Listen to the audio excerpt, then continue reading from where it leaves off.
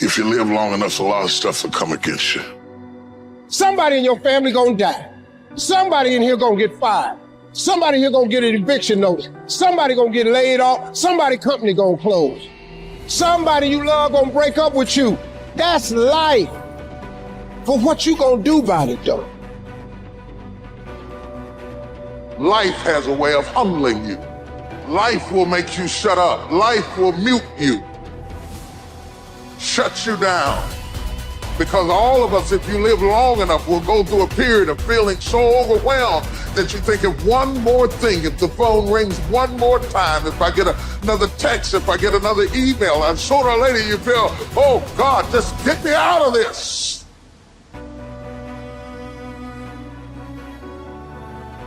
If somebody came and knocked you down, boom, and ain't nothing you can do about it. But if I come back a week later and you still on the ground, we got a problem. And some of you say, Eric, it ain't my fault. You right. The way you were born, what happened to you is not your fault. But doggone it, you still on the ground after 20 years? You have absolutely nothing to do with what happened to you. It's not your fault. You got knocked on the ground. You had absolutely nothing to do with that. And I'm not blaming you for that. But if I come back a week later and you still on the ground, that's your fault. If I come back a year later, you still on the ground, that's your fault. If you get knocked down, there's nothing you can do about it. But getting back up has every single thing to do with you. And you will promise me that from this day forward, you will not be defeated. You don't belong at the bottom, and it's time for you to get your butt from down there. It's time for you to stop being comfortable at the bottom. Get your butt up and get to where you're supposed to be.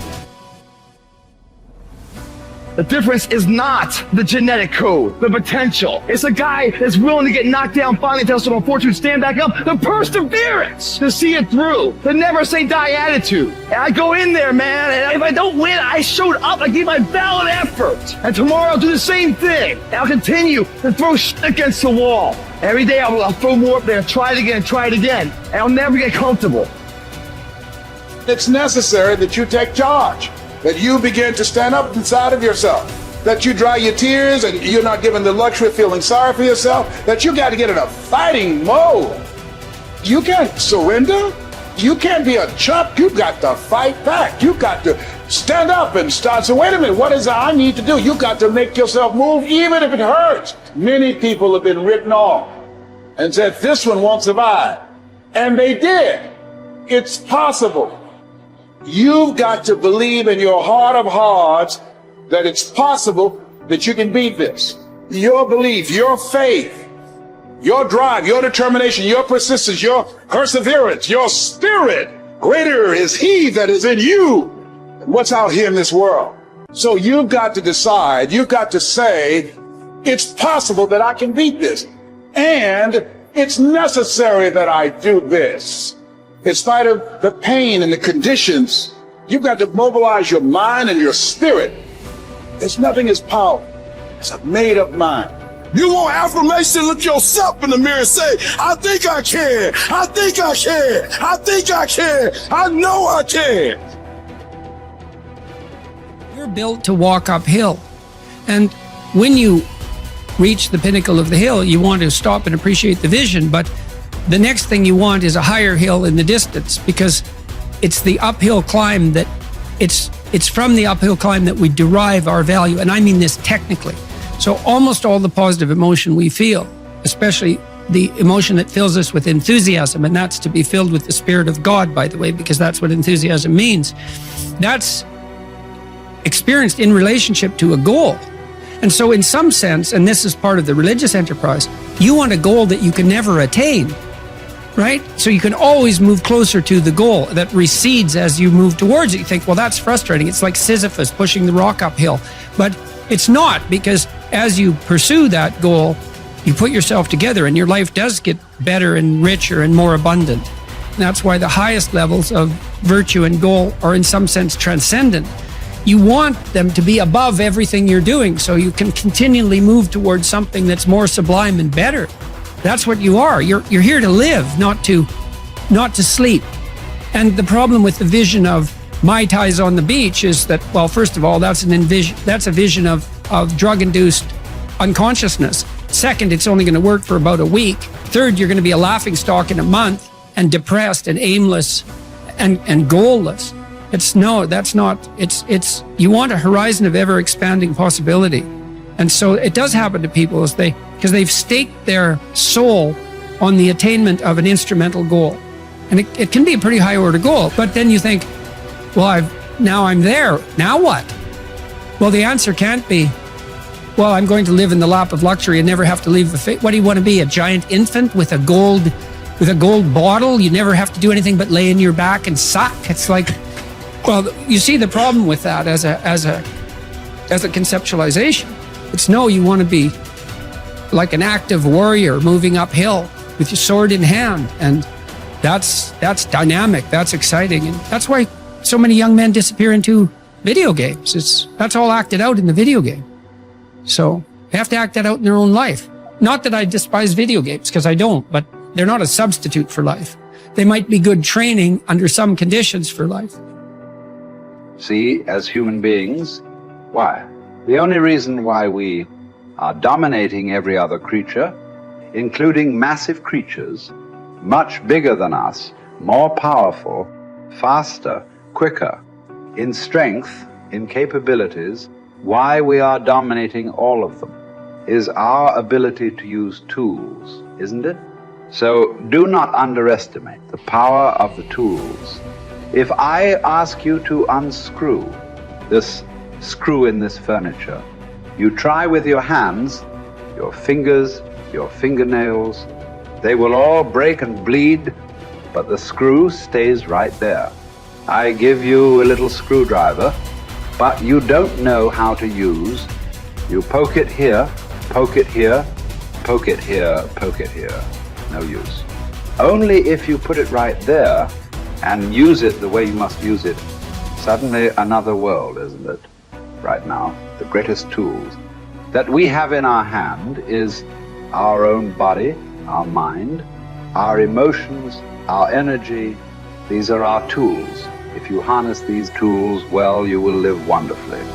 If you don't harness them, you will live badly. If these tools turn against you, you will live terrible. Right now, what is it that human beings are largely suffering? No great amount of suffering is coming to you from outside. Everything is on self-help, isn't it? Poking yourself. Why? Because we gave you a sharp mind. If we had given you the brains of an earthworm, you would also be very peaceful. But to develop this level of cerebral capability, it took millions of years of evolution to get you here, isn't it? I want you to just imagine from a single-celled amoeba to make you like this, how much work.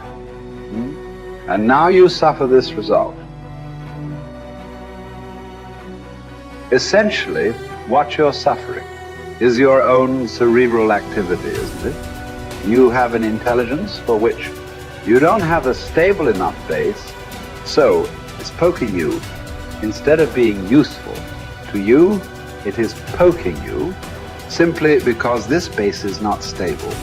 So one thing is to create a stable base so that this intelligence works for you. We have a huge frontal lobe, and it's 40% of our entire brain.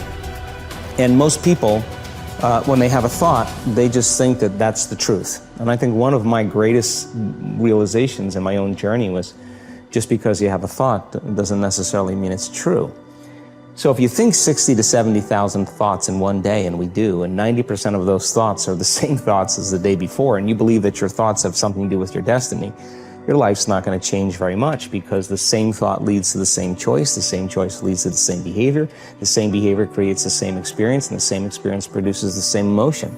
And so then the act of becoming conscious of this process to begin to become more aware of how you think, how you act, and how you feel. It's called metacognition. And so then, why is that important? Because the more conscious you become of those unconscious states of mind and body, the less likely you're going to go unconscious during the day. And that thought is not going to slip by your awareness unchecked, because it means to know thyself. The word meditation means to become familiar with. So as you become familiar with the thoughts, the behaviors, and the emotions of the old self, you're retiring that old self. As you fire and wire new thoughts and condition the body into a new emotional state, if you do that enough times, it'll begin to become familiar to you. So it's so important, just like a garden. If you're planting a garden, you got to get rid of the weeds. You got to take the plants from the past year and you got to pull them out. The rocks that sift to the top that are like our emotional blocks, they have to be removed. The soil has to be tenderized and broken down. You have to make room to plant a new garden. And so primarily, we learn the most about ourselves and others when we're uncomfortable. Because the moment you move into that uncomfortable state, normally a program jumps in. When that program jumps in, it's because the person doesn't want to be in the present moment and engage it consciously. So when you teach people how to do that with the meditative process, it turns out that when they're in their life, they're less likely to emotionally react. They're less likely to be so rigid and believe the thoughts they were thinking.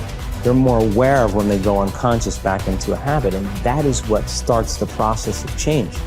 And so we have to unlearn before we relearn. We have to break the habit of the old self before we reinvent a new self. We have to prune synaptic connections and sprout new connections. We have to unfire and unwire and refire and rewire. We have to unmemorize emotions that are stored in the body, then recondition the body to a new mind and to a new emotion, like deprogram and reprogram. That's the act, and it's a two-step process.